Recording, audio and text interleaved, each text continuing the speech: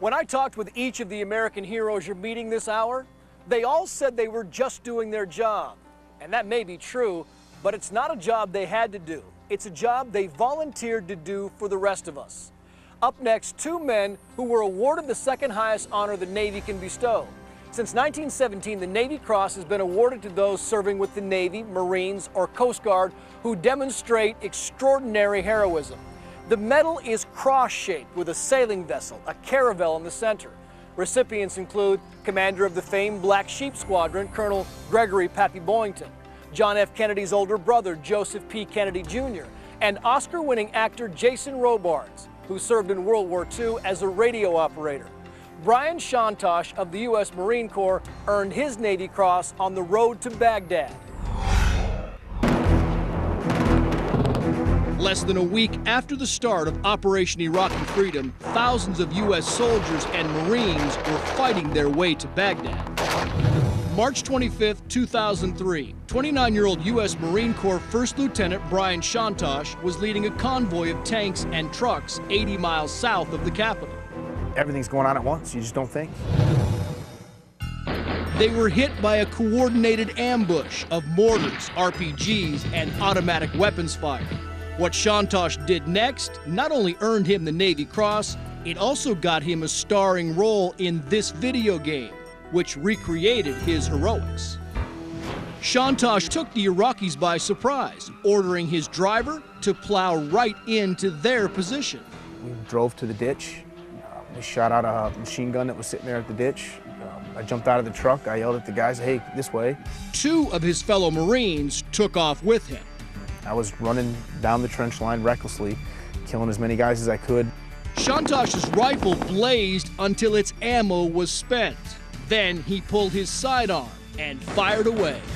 Then Shantosh had to move from dead Iraqi to dead Iraqi, grabbing their weapons. He all but finished off the enemy fighters by hitting them with their own rocket-propelled grenades. I think between the three of us, we probably killed 30 or 40. Against all odds, they made it back to their truck without even a scratch. Since then, he's been elevated to captain. After leading a company in the Battle of Fallujah, Shantosh returned to the States, where he's training another generation of warriors to fight the war on terror. Scout sniper Scott Montoya, another Marine who at great personal risk has joined the small company of men who wear the Navy Cross. He began karate lessons at 14 and rose to the level of 6th degree black belt. I've had more of a calling to be a warrior than maybe naturally born. In his day job, he's an Orange County, California deputy sheriff. But in 1995, he heeded his calling and joined the Marine Corps Reserves. He trained for combat, first as a Marine Corps infantryman, then as a scout sniper. At that point in my life, I was still the physical warrior. I wanted to be the Marine that was told, hey, accomplish this mission, whatever it might be. But after 8 years, he'd never set foot on a battlefield. His contract with the reserves was about to end in 2003. And then it became clear the U.S. was going to war with Iraq. Montoya had a choice. He could re-up or leave the Marines and stay safe at home. I had to either sign a new contract or go home. And you chose to sign a new contract? Yes, sir. Why? That was the culmination of everything that I've ever done in my life. This is 9 years of training. This is, 18 years of martial arts. This is, 35 years as a man. His unit was one of the first in. In April 2003, they roared into Baghdad to capture or kill Saddam. Then the Iraqis attacked. They started lobbing mortar rounds at us. Then they started lobbing RPGs in our direction. And then automatic weapons fire started increasing. Montoya ordered his unit to return fire. In the middle of the firefight, he spotted a car stranded on the road. Montoya charged into a storm of bullets and dragged the Iraqi to safety. Moments later, one of his fellow Marines was hit. Facing the barrage a second time, he rushed to the Marines' rescue. And that wasn't the last person he'd saved that day. not by a long shot.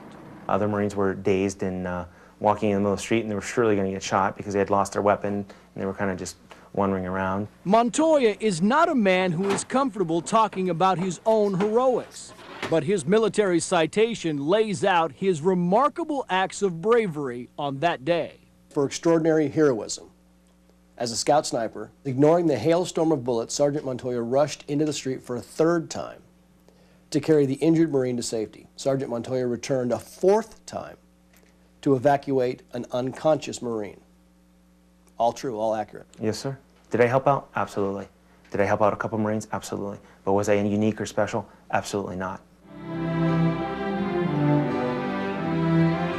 The U.S. Marine Corps respectfully disagrees. For his extraordinary heroism that day, it awarded Montoya the Navy Cross.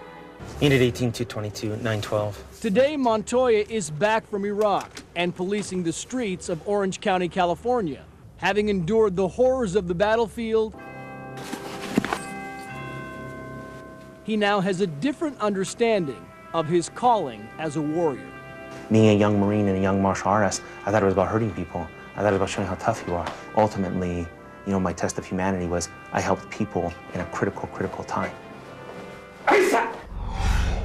He was